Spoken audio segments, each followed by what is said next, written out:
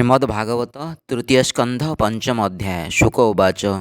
शृण हे कुरु नृपवर गंगार तीरे से विदुर। से गंगा तीरे उपवने दृढ़ निश्चले योगासने। अगाध बोध ब्रह्म ऋषि वृक्षर मूले छन्ति बसी। मैत्रेय नाम ताहांकर तेजे कि विराजे भास्कर। तांक समीपे वेगे जाई कपोळे बेनी कर देई। गोविंद भाव घेनी हृदे विदुर पुछिला आनंदे। विदुर उवाच भो ब्रह्म मुनि मोते कह ए मोर मनरे संदेह।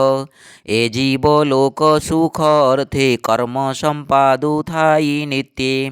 केबे ही दुख न चिंतई निष्काम मार्गे न रहई। कृष्ण चिंतन्ते दुख लभे कह ए केवल प्रस्तावे। कृष्ण विमुख जेते नर कर्म अभाग्य ताहांकर।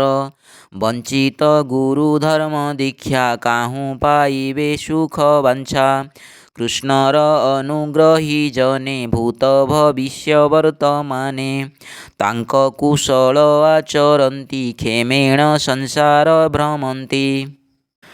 हे साधु जनंकर सार कह साधु मार्ग विचार। जे मार्गे कृष्णंकु आराधि प्राणी लभन्ति सर्वसिद्धि। से हरि भक्ति अनुगते बसन्ति भक्त हृदगते। निर्मल चित्ते ज्ञान कहे जन्म मरण ताप दहे। से हरि नाना अवतारे संसारे जेते कर्म करे। स्वभावे त्रैलोक्य ईश्वर ब्रह्मा शंकरे अगोचर। स्वभावे चेष्टा जार नाही से किंपा संसार सर्जई। ब्रह्मांडे करे नाना मूर्ति जे जीव जे मन्ते जियन्ति। जीवंकु हृदे भरी सोए केवल आत्मामये मोहे। योगेश्वरंक अधीश्वर जे मन्ते बहुत प्रकार। बहु प्रकारे प्रकाशई रवि जे शने शून्ये थाई। क्रीडा विहारे जगते गोविप्र देव रक्षा अर्थे। कर्म करई से जे मन्ते रूप प्रभेद बहुमते। से हरि चरित अमृत शुणि संतोष नोहे चित्त। से आदि लोकनाथ हरि जे अबा तत्व आश्रय करी। लोक अलोक लोकपाल अनेक भुवन मंडल।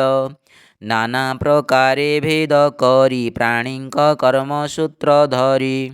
से नारायण आत्मजोनि विश्व सर्जई जाकु घेनी।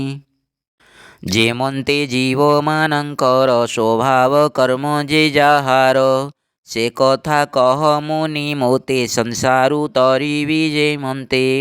पर पर कथा जेते गोविंद चरित समेते। व्यासंक मुखु अनुक्षणे शुणिछि तृषित श्रवणे। अळप सुख जालक्षण से काहि हरिव मो मन। श्रीकृष्ण कथामृत रस पानरे सर्वदा मो आस। कृष्ण चरित तीर्थपद हरई विषया विषाद। सकल तीर्थे मुनि गणे जार चरित अनुक्षणे। स्तुति करन्ति आत्मा लाभे केवल आत्मज्ञान लोभे। से कथा पशी कर्ण द्वारे सुतीक्ष्ण चक्र घेनी करे। जे कर्म गृह धंदे थाई त्रिगुण रज्जु गळे देई। जन्म मरण मार्गे टाणे से कर्म छेदे तत्क्षणे। एमंत कृष्ण गुण जेते के तृप्त शुणी कर्ण पथे। तुम्भर सखा मुनि व्यास भारते कृष्ण गुण जस। अर्थ कामादि द्वारे कही जेणे श्री कृष्णे मति होई। जहा शुणन्ते कर्णे सुख मने न रहे किछि दुख। जहा शुणन्ते नीति नीति निविड़े बढ़ई विरक्ति। से हरि कथन श्रवणे जे प्राणी बंचे अनुक्षणे। सकल दुख हरे तार रवि जे शने अंधकार। ଯେ ହରି କଥନେ ବିମୁଖୀ ତାର ଜୀବନ ସଦା ଦୁଃଖୀ। ତାର ଆୟୁଷ ଗତି ସ୍ମୃତି କାଳର ବଳେ ନାଶ ଯାନ୍ତି। ତାହା ନ ଜାଣି ମୂଢ଼ପଣେ ବିୟର୍ଥବାଦ ଅନୁକ୍ଷଣେ। ଏଣୁ ଗୋବିନ୍ଦ କଥା ଯେତେ ଆଗମ ନିଗମ ଭକତେ। ସକଳ କଥା ମଧ୍ୟ ସାର ସର୍ବ କଲ୍ୟାଣ ସୁଖ ପର। ଉଧରି କହ ବିପ୍ର ମୋତେ ଏ ଜୀବ ଆତ୍ମା ମୋକ୍ଷ ଅର୍ଥେ। ପୁଷ୍ପରୁ ସାର ମଧୁ ଯେହ୍ନେ ଉଧରି ମଧୁ କର ଆଣେ। ଚିତ୍ତ ସନ୍ତୋଷେ ପାନ କରେ ନିର୍ମଳ ଭାବେ ଦିନ ହରେ। ସୃଷ୍ଟି ପାଳନ ସଂହାରଣେ ଯେ ହରି ଆତ୍ମା ମାୟା ଗୁଣେ। ଅଶେଷ ଶରୀରେ ବିହରେ ଅତି ମାନୁଷ କର୍ମ କରେ। ନାନା ପ୍ରକାର ଶକ୍ତି ଧରେ ଯେ ମନ୍ତେ ସଂସାରେ ବିହରେ। ସେ ହରି ଗୁଣ କର୍ମ ଯେତେ ଭୋମୁନି କହ ମୋ ଅଗ୍ରତେ। ଶୁକ ଉବାଚ ଏମନ୍ତ ବିଦୁରର ବାଣୀ ଆନନ୍ଦେ ମୈତ୍ରେୟ ଶୁଣି। ଏ ଜୀବ ନିସ୍ତରେ ଯେ ମନ୍ତେ କହନ୍ତି ବିଦୁର ଅଗ୍ରତେ। ମୈତ୍ରେୟ ଉବାଚ ବିଦୁର ସାଧୁ ତୋ ବଚନ ଯେଣେ ତରିବେ ଦୁଃଖୀ ଜନ। ଯେ କଥା ହରି ପାରାୟଣ ବିସ୍ତାରି ପୁଛୁ ତୁ କାରଣ। ବ୍ୟାସଙ୍କ ବୀର୍ଯ୍ୟେ ତୁ ସ୍ୱଭାବେ ଜନ୍ମ ଲଭିଲୁ ହରି ଭାବେ। ମାଣ୍ଡବ୍ୟ ତହୁଁ ଶାପ ପାଇ ତୁ ଯମ ଶୂଦ୍ର ରୂପ ବହି। ବ୍ୟାସ କନିଷ୍ଠ ଭ୍ରାତା କ୍ଷେତ୍ରେ ଯୋଜନ ଗନ୍ଧା ଅନୁମତେ। ଶୂଦ୍ରାର ଗର୍ଭେ ତୋର ଜାତ ତେଣୁ ତୁ ବ୍ୟାସଙ୍କର ସୁତ। ସେ ବିପ୍ର ଶାପ ମୋକ୍ଷ ଅର୍ଥେ ହରି ଭଜିଲୁ ଅବିରତେ। ସେ ହରି ପ୍ରାଣ ତ୍ୟାଗ କାଳେ ବନେ ପିପଳ ବୃକ୍ଷ ମୂଳେ। ତୋହର ଅର୍ଥେ ମୋତେ ଜ୍ଞାନ କହିଲେ ଦେବକୀ ନନ୍ଦନ। ସେ ଜ୍ଞାନ ତୋତେ ମୁଁ କହିବି ଶୁଣନ୍ତା ପ୍ରାଣୀ ନିସ୍ତରିବି। ସେ ହରି ଯୋଗ ମାୟା ବଳେ ଲୀଳା ବିହାର ଏ ଶୟଳେ। ବିଶ୍ୱ ସର୍ଜଇ ପାଳି ହରେ ଯେ ଯୁଗେ ଯେ ବା କର୍ମ କରେ। ନାନା ପ୍ରକାର ଲୀଳା କରେ ଇଚ୍ଛା ଏ ସଂସାରେ ବିହରେ। ସୃଷ୍ଟିର କାଳେ ଭଗବାନ ଆତ୍ମାକୁ ଆତ୍ମା ଜ୍ଞାନେ ଧ୍ୟାନ। କରିଣ ଦେଖେ ଏତ ଜ୍ୟୋତି ସେ ପୁଣି ଆତ୍ମଜ୍ଞାନେ ସ୍ଥିତି। ଅଶେଷ ଶକ୍ତି ତାର ଦେହେ ନିଦ୍ରିତ ପ୍ରାୟେ ସୁଖେ ରହେ। ସେ ଶକ୍ତି ଜ୍ଞାନ ବଳେ ସ୍ମରି ତକ୍ଷଣେ ମାୟା ରୂପ ଧରି। ସତ ଅସତ ଆତ୍ମା ତାର ଯେ ଭାବେ ନିର୍ମିତ ସଂସାର। ସେ ମାୟା ମଧ୍ୟେ କାଳ ରୂପେ ତ୍ରିଗୁଣ ଗୁଣମୟେ କଳ୍ପେ। ପୁରୁଷ ରୂପେ ବୀର୍ଯ୍ୟ ଥୋଇ ସେ ବୀର୍ଯ୍ୟେ ସ୍ୱୟଂ ପ୍ରକାଶଇ। ଅବ୍ୟକ୍ତ ମଧୁ କାଳ ବଳେ ମହତ ଉଦୟ ନିଶ୍ଚଳେ। ବିଲୀନ ଆତ୍ମା ଦେହଗତ ଯେ ବୀର୍ଯ୍ୟେ ଏ ବିଶ୍ୱ ବ୍ୟକତ। ଯହୁଁ ସକଳ ପରକାଶେ ଅନ୍ଧାର ଯେହ୍ନେ ରବି ତ୍ରାସେ। ସେ ଅଂଶ ଗୁଣ କାଳ ବସେ ଆତ୍ମାରୁ ସଂସାର ପ୍ରକାଶେ। ଆତ୍ମାରୁ ଆତ୍ମା ଗୁଣ ବଳେ ଲହରୀ ଯେହ୍ନେ ସିନ୍ଧୁ ଜଳେ। ସେ ପୁଣି ଈଶ୍ୱରର ଇଚ୍ଛା ଯହୁଁ ଉପୁଜେ ସୃଷ୍ଟି ଦୀକ୍ଷା। ଯେ ସନେ ରୋପିତ ଅଙ୍କୁର ଧରଇ ବୃକ୍ଷର ଆକାର। ସେ ରୂପେ ବିଶ୍ୱର ପ୍ରକାଶେ ନିଜ ଦେହରୁ କରେ ଈଶେ। ସେ ରୂପେ ବିଶ୍ୱର ପ୍ରକାଶ ନିଜ ଦେହରୁ କରେ ଈଶ। ସେ ଅଂଶ ଗୁଣ କାଳ ଆତ୍ମା ବିକୃତ କରି ନିଜ ଆତ୍ମା। ତାର ବିକାରୁ ଅହଙ୍କାର ତକ୍ଷଣେ ହୋଇଲା ବାହାର। କାର୍ଯ୍ୟ କାରଣ କର୍ତ୍ତା ଦେହ ଭୂତ ଇନ୍ଦ୍ରିୟ ମନୋମୟ। ସାତ୍ୱିକ ରାଜସ ତାମସ ଏ ତିନି ରୂପେ ତା ପ୍ରକାଶ। ସେ ପୁଣି ବିଷ୍ଣୁ ମାୟା ବଳେ ଜଳ ବୁଦ୍ବୁଦ ଯେହ୍ନେ ଜଳେ। ମନ ଉପୁଜିଲା ତକ୍ଷଣ ଇନ୍ଦ୍ରିୟ ଦେବତାଏ ପୁଣ। ତେଜସ ହେଲେ ଇନ୍ଦ୍ରିଗଣେ ଯେ ଜ୍ଞାନ ପରମ କାରଣେ। ତମୋ ଉପୁଜିଲା ଶବଦ ସ୍ୱରସ ରୂପ ରସ ଗନ୍ଧ। ଏ ପଞ୍ଚ ସୂକ୍ଷ୍ମ ଗୁଣେ ମିଶି ଶବଦୁ ଗଗନ ପ୍ରକାଶୀ। ସେ କାଳ ମାୟା ଅଂଶ ଯୋଗେ ବିଷ୍ଣୁର ଦୃଷ୍ଟିର ସଂଯୋଗେ। तहुँ स्परस गुण होई स्पर्शु पवन प्रकाशई। ताहार तहीं बेनि गुण शबद स्परस लक्षण। से पुणी काले विकारित ज्योति ताहार तहुँ जात। से ज्योति मध्ये रूप थोई शब्द स्परस रूपमयी। ज्योति विकारे रसु आप शब्द स्परस रस रूप।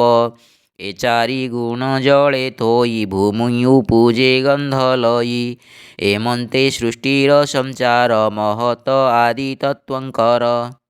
अधिदेवता अधिकार जे अंश अटंती विष्णुर।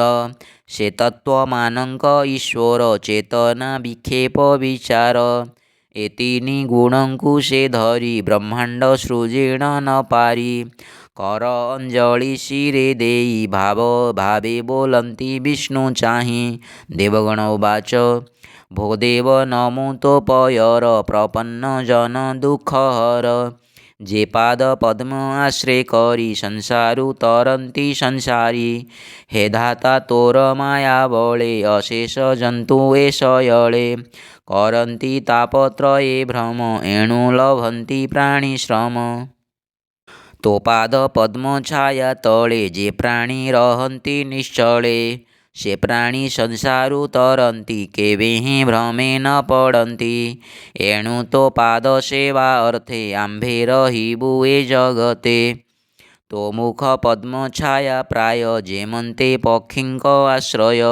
निश्चिंत प्राये घोर बने आश्रय करंती मुनिजने। से पाद छुई तीर्थवर गंगा जे शोभावे निर्मल। संपूर्ण अघम रक्षण से पादे पशिलु शरण। एणु जे तोहर चरणे हृदय भावंती अनुक्षणे। ज्ञान वैराग्य बळे चिंती जे पाद हृदय आरोपंती। से पादे पशिलु शरण प्रसन्न हुओ नारायण। सृष्टि स्थिति संहार अर्थे तो अवतार ये जगते। से रूप गुण जे चिंतन्ति ये घोर संसारु तरंती। भोनाथ गृह अंधकूपे प्राणी पडंती मोह कल्पे। मोहि मोहर बोली भासी हृदय बांधंती मोह फासी। से दृढ बंधन विषाद हेळे खंडई तोर पाद। तो पाद पद्मे जगन्नाथ निरते रहु आंभचित। अशांत इंद्रियगण मेळे हृदय न रहे निश्चळे। आत्मार पथ न देखंती जे कहे जे कल्पे संपद विभूति। तो कथा सुधार सपान प्रबोध भक्ति दिव्य ज्ञान। वैराग्य सार से लभंती निर्भये विष्णु लोक जान्ति। अपरे जेते मुनि कूले आत्मा समाधि जोग बळे। घोर प्रकृति मुखु तरी तो पद कमल आबोरी। तोर सेवारे भ्रम तुटे अशेष माया बंध फिटे। लोक सर्जीवा अर्थे तोहि आंभंकु आपणे भियाई। त्रिगुण भेद भाव देई आंभंकु सर्जुनाथ तुहि। आंभे वियुक्त भावे थान्ते तो सृष्टि करिबु केमंते। जेमंते यथा काळे बळी तो पादे देई बनमाळी। थोकाए पाई तो सचित्ते तो पादे सेभु अविरते। तू कूट स्थित आदि हरि माया पुरुष रूप धरी। अविद्या गुण कर्म बळे तो शक्ति गर्भे तू निश्चळे। अमोघ वीर्यनाथ थोई सृष्टि सर्जना करु तुहि। तोहर तहुँ आंभे जात सत्य प्रमुख जगन्नाथ। तो आज्ञा शिरे घेनि भावे कह कि करिबहि एबे। आंभंकु दिव्य चक्षु देई तो व्यापारे रख तुहि। एमंत देवंक वचन शुणि संतोष भगवान। से हरि चरणे विश्वास भणई जगन्नाथ दास। इति श्रीमद्भागवते महापुराणे पारमहंस्यां संहितायां तृतीयस्कन्धे नाम पंचमोऽध्यायः।